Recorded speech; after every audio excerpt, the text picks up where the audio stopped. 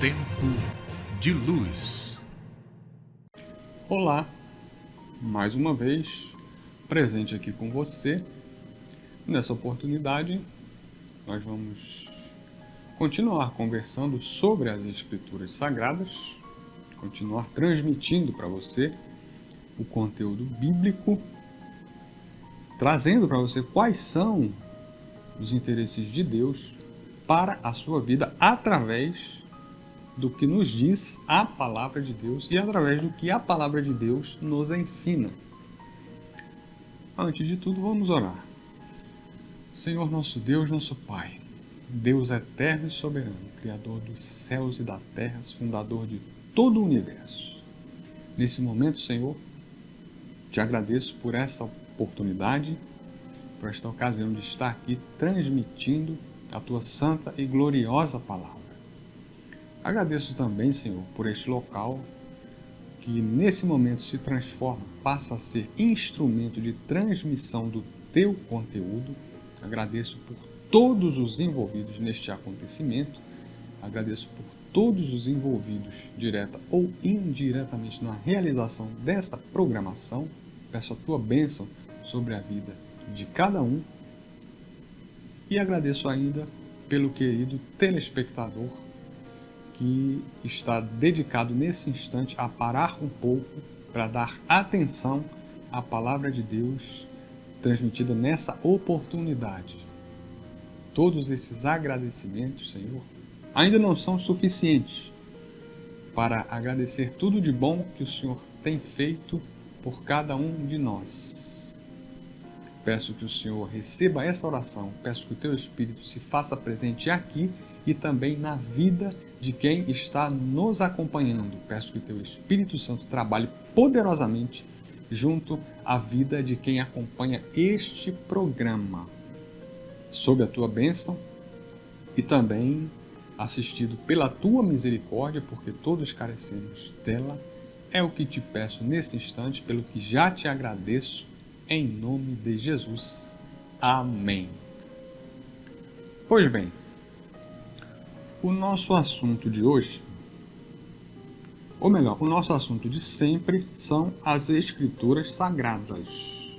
Especificamente, nessa oportunidade de hoje, o texto abordado, o texto colocado, o texto sobre o qual nós vamos traçar alguns comentários e do qual nós vamos extrair bons aprendizados, ele se encontra no Evangelho segundo escreveu São Mateus,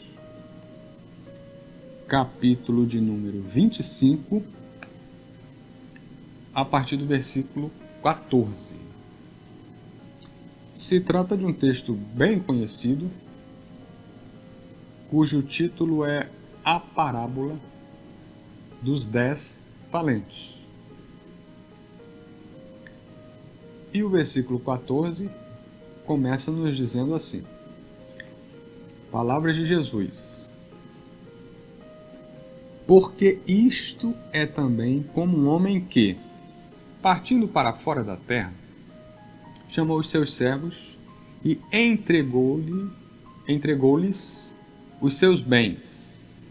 E a um deu 5 talentos, a outro 2, e a outro 1, a cada um segundo a sua capacidade. E ausentou-se logo para longe. Versículo 16. E tendo ele partido, o que recebera 5 talentos negociou com eles e granjeou outros 5 talentos. Da mesma sorte, o que recebera 2 granjeou também outros 2. Mas o que recebera 1 foi e cavou na terra e escondeu o dinheiro do seu senhor. E muito tempo depois, já estamos no versículo 19, veio o senhor daqueles servos e ajustou contas com eles. Então, aproximando o que recebera 5 talentos, e trouxe-lhe outros 5 talentos, dizendo: Senhor, entregaste-me 5 talentos. Eis aqui outros 5 talentos que ganhei com eles. E o seu senhor lhe disse: Bem está, servo bom e fiel. Sobre o pouco foste fiel, sobre o muito te colocarei. entra no gozo do teu Senhor. Versículo 22. E chegando também o que tinha recebido 2 talentos, disse: Senhor, entregaste-me 2 talentos, eis que com eles ganhei outros 2 talentos. Disse-lhe o seu senhor: Bem está, bom e fiel servo. Sobre o pouco foste fiel, sobre o muito te colocarei. Entra no gozo do teu senhor. Versículo 24.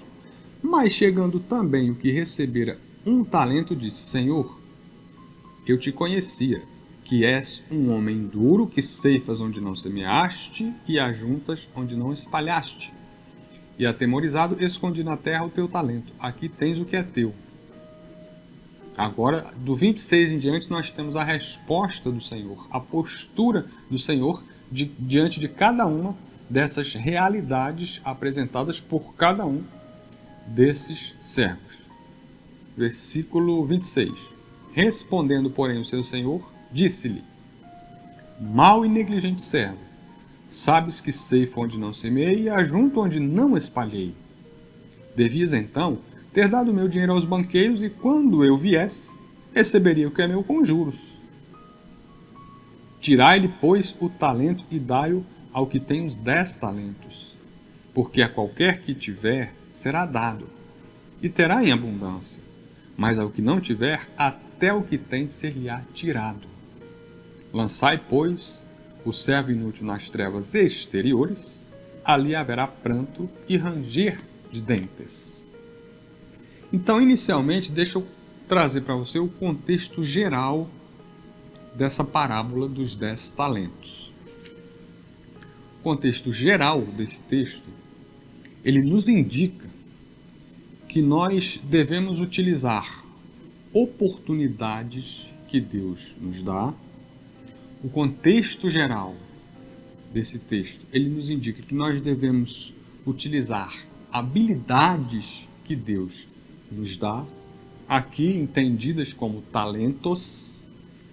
O contexto geral desse texto nos diz que nós não devemos, de modo algum, perder tempo, perder oportunidade que Deus nos dá. Muito pelo contrário, devemos usar da melhor maneira, da maneira mais proveitosa, e alcançaremos grandes e profundos resultados.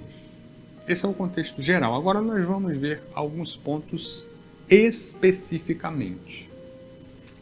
O verso 14 nos demonstra inicialmente a confiança do Senhor nos servos. Você é um servo do Senhor, ele confia em você. Eu sou um servo do Senhor, ele confia em mim. Outras pessoas mais são servas do Senhor, ele confia nessas pessoas. Por que eu estou afirmando isso? Está no versículo 14 a resposta. Partindo para fora da terra, chamou os seus servos e entregou-lhes os seus bens. Ora, ninguém entrega o que é seu a alguém, ninguém entrega o que é seu para outro, se não confiar. Principalmente quando se trata de bens, principalmente quando se trata de valores. Por isso que eu afirmo que Deus confia em você, se você é um servo dele. Que Deus confia em mim, se eu sou um servo dele. Que Deus confia nos seus servos. É o que nos diz, entre outras coisas, a interpretação do contexto do versículo 14.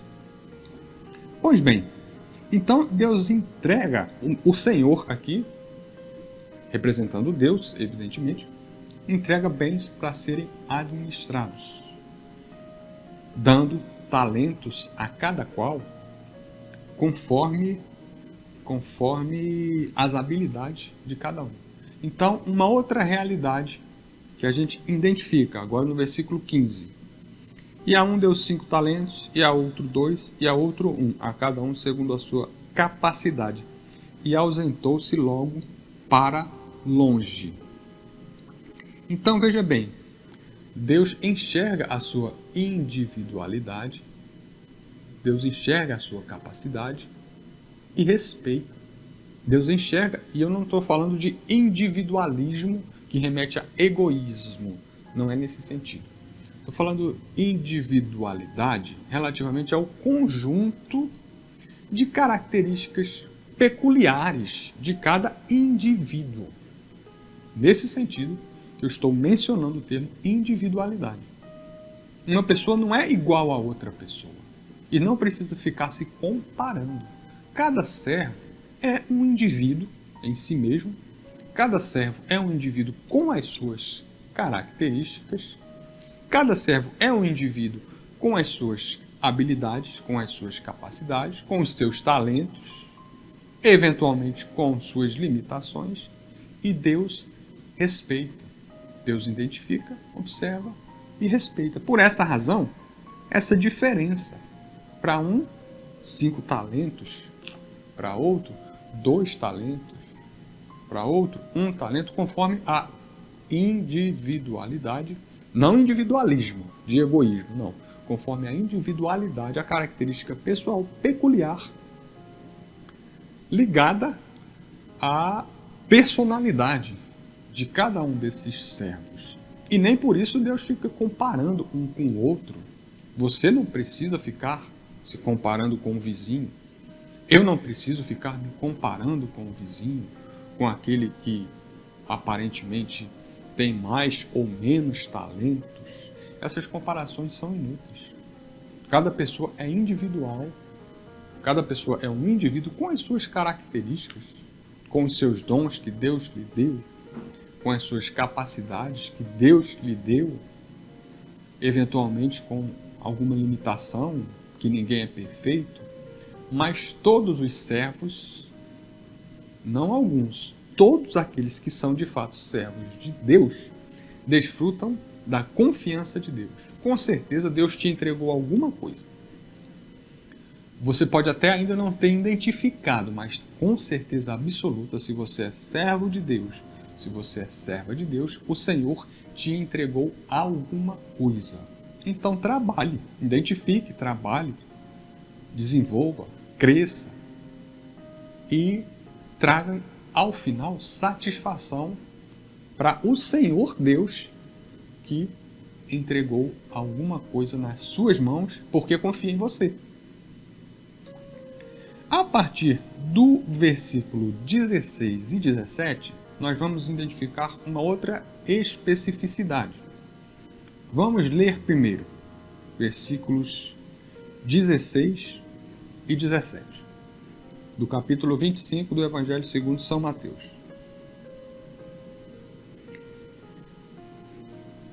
Da mesma sorte, ou melhor, eu ia começar pelo 17, começando pelo 16. E tendo ele partido, tendo o Senhor partido, o que recebera 5 talentos, o servo que recebeu 5 talentos, negociou com eles e granjeou outros 5 talentos. Versículo 17 agora. Da mesma sorte, o que recebera 2 talentos, granjeou também outros 2. Paramos um pouco aqui. Esses 2 versículos, o 16 e o 17, eles nos falam, entre outras coisas, de proatividade, eles nos falam de prontidão, eles nos falam de disposição, e todas essas coisas, proatividade, prontidão, disposição, para iniciar, desenvolver, prosseguir e concluir tarefas a partir das habilidades que você tem, tarefas que Deus te deu.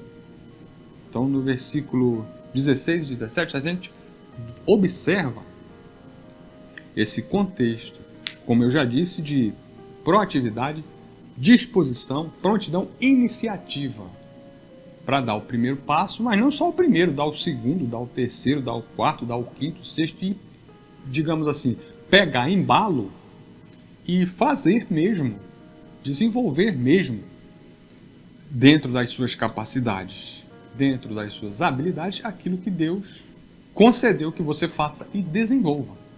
É o que a gente observa relativamente a esses dois servos descritos aqui nos versículos 16 e 17. Por outro lado, o que a gente verifica no versículo 18? Vamos ler. Mas o que recebeu aquele servo que recebeu 1 talento, e cavou na terra e escondeu, ou melhor, deixa eu reler o versículo 18, que eu engoli uma palavra, perdão. Mas o que recebera foi, do verbo ir, ele foi, mas não foi na direção em que deveria, não foi na ação em que deveria, não foi na postura em que deveria, não foi na atitude, não foi na prontidão, não foi na disposição, não foi na proatividade, não. Ele foi em direção à terra cavar buraco. Cavar buraco para quê? Para enterrar o talento. Já pensou que coisa? Está aqui no versículo 18. Mas o que recebera foi e cavou a terra e escondeu o dinheiro do seu senhor. Em outras palavras, escondeu suas próprias habilidades, escondeu suas próprias capacidades.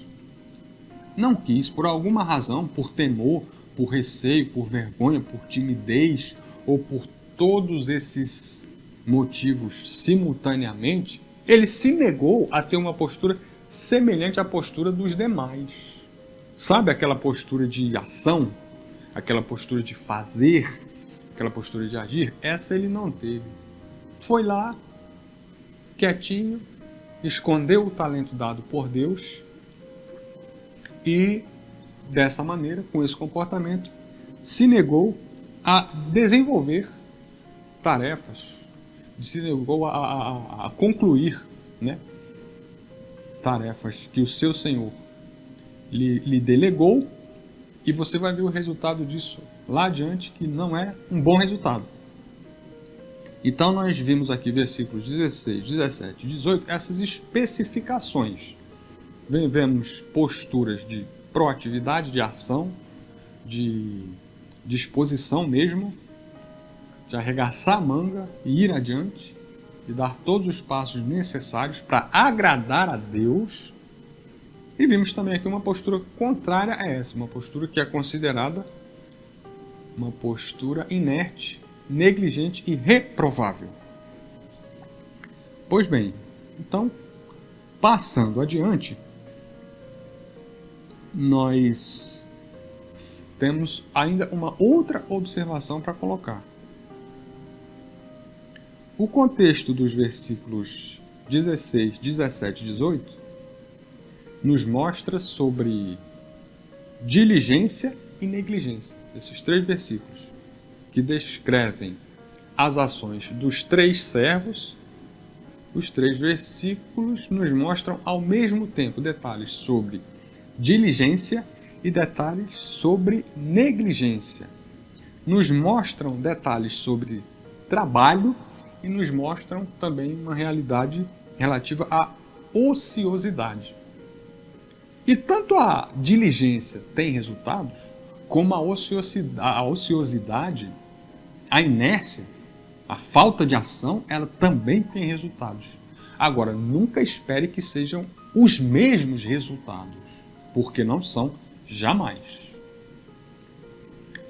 A diligência, ela vai ter um resultado em um sentido muito positivo, enquanto a negligência, a ociosidade, terá um trabalho, ou melhor, terá um resultado nada positivo, bastante negativo e bastante indesejável.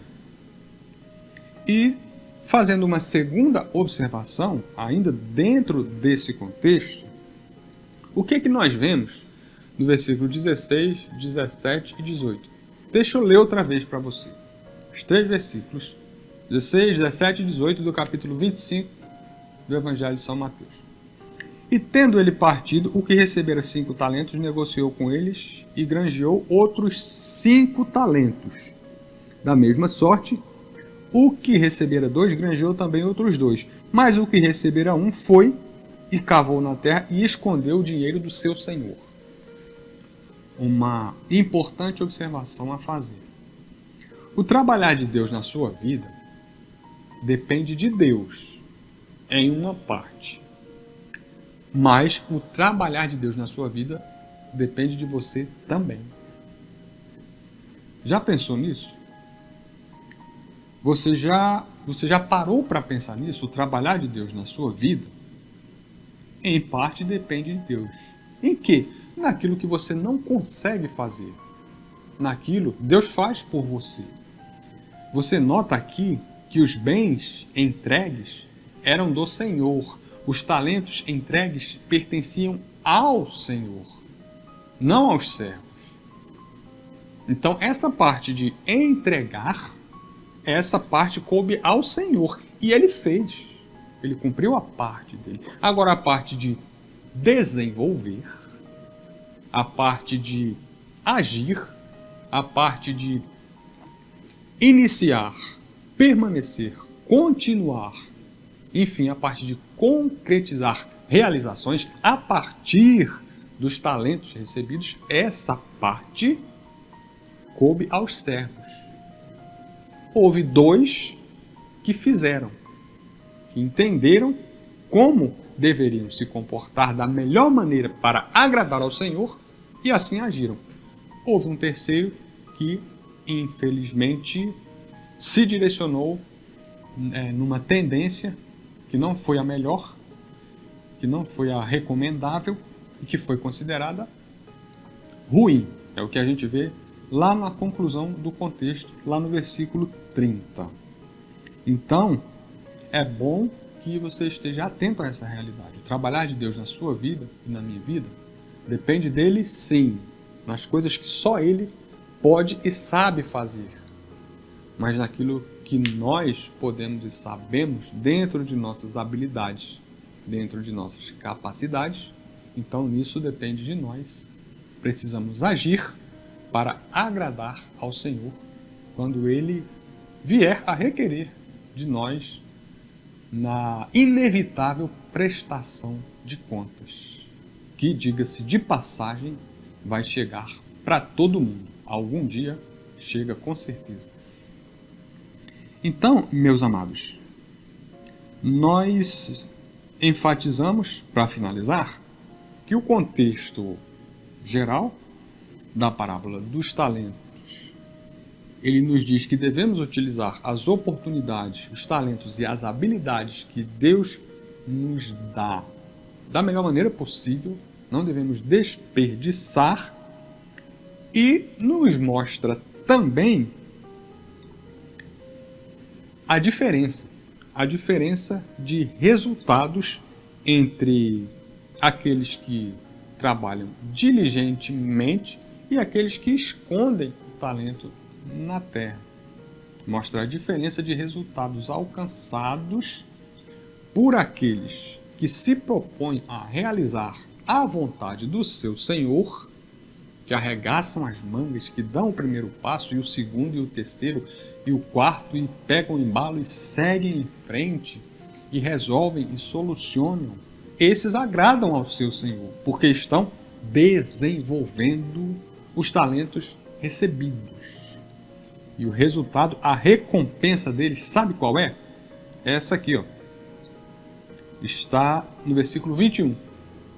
E o seu Senhor lhe disse: bem está, servo bom e fiel, sobre o pouco foste fiel, sobre o muito te colocarei.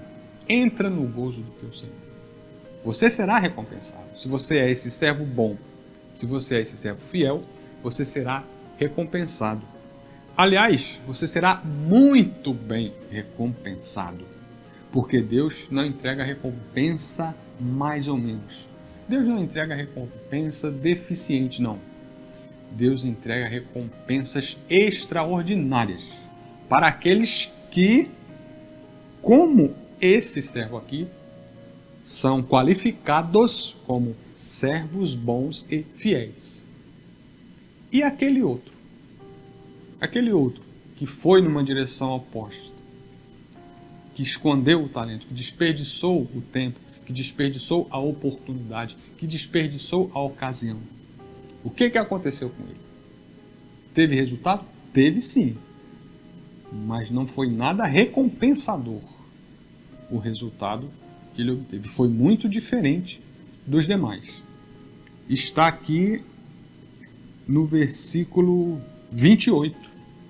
A gente está dando um salto um pouquinho adiante para concluir. E o versículo 28 nos diz assim: tirai-lhe, pois, o talento e dai-o ao que tem 10 talentos. Ou seja, aquele que é inerte, aquele que é negligente, aquele que desperdiça a oportunidade que Deus dá, ele não vai ser bem contemplado ao final das contas. Ele não vai ser recompensado na ocasião do acerto de contas. Espero eu que você não seja esse servo considerado mau e negligente. Espero eu que não seja eu também. A gente precisa vigiar nisso, porque aquilo que eu estou falando para você também estou falando para mim, também me incluo. Então, esperemos nós que nenhum de nós se enquadre nessa adjetivação, nessa qualificação de servo mau, de servo negligente, de servo que não age, de servo, enfim, que não toma a devida postura e a devida atitude, e que possamos ser cotidianamente, constantemente qualificados diante de Deus como aquele servo bom e fiel, que faz a vontade do seu Senhor, que atende à expectativa do seu Senhor, que desfruta da confiança do seu Senhor e que finalmente recebe a boa, a ótima, a maravilhosa recompensa por parte do Senhor. Que Deus continue te abençoando. Encerramos por hoje. Vamos fazer uma oração. Em seguida você vê e ouve uma linda canção e o respectivo clipe. E o nosso encontro de hoje estará encerrado, pedindo a Deus boa ocasião e oportunidade para estarmos aqui na próxima semana, se Deus assim nos permitir.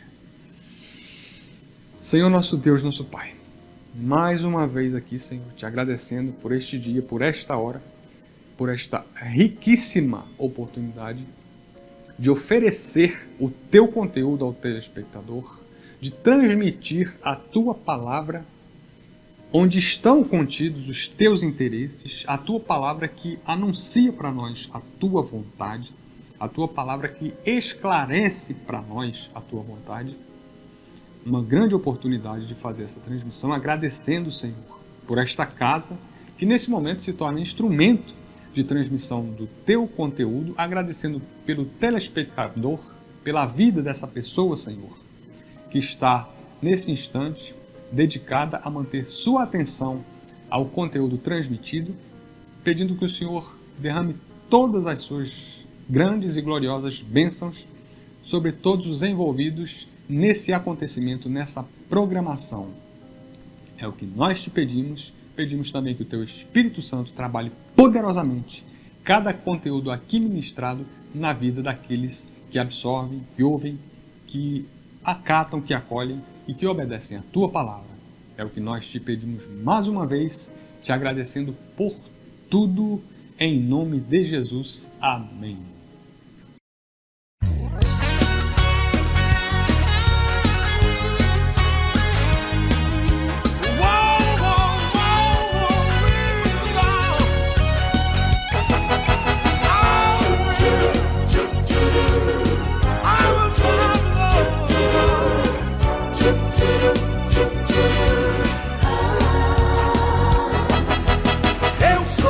Eu sou o servo de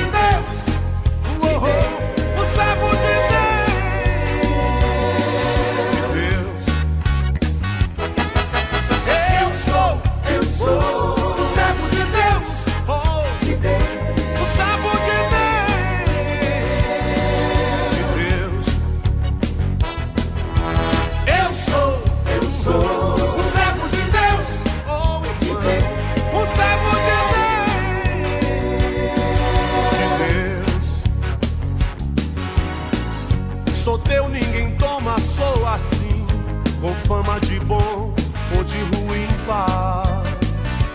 sou teu. Defeitos desta terra todo mundo aqui tem, por isso eu vim aqui pra lhe pedir também. Meu Deus, oh, oh, oh, eu só quero é teu amor dentro do meu coração. Solidão, mágoa e rancor, Jesus Cristo já levou. Tenho paz com meus irmãos. Eu sou um servo de Deus, um servo de Deus, de Deus, de Deus, de Deus. Eu sou um servo de Deus, um servo de Deus.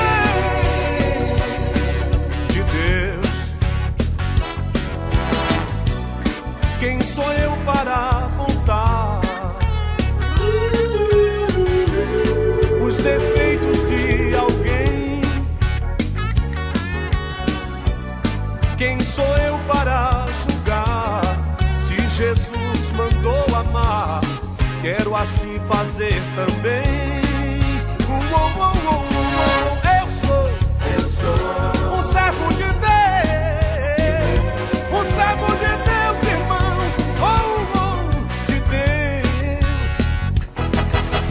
Eu sou um servo de Deus, um servo de Deus, de Deus. Quem sou eu para contar os defeitos de alguém? Oh meu Pai, oh meu Senhor. Quem sou eu para julgar? Se Jesus mandou amar, quero assim fazer também. Eu sou o servo de Deus, o servo de Deus e Deus. Ah, meu Pai, eu sou teu servo. Eu sou o servo de Deus, o servo de Deus, de Deus, de Deus, de Deus, de Deus, Pai. Eu sou o servo de Deus, o servo de Deus, de Deus.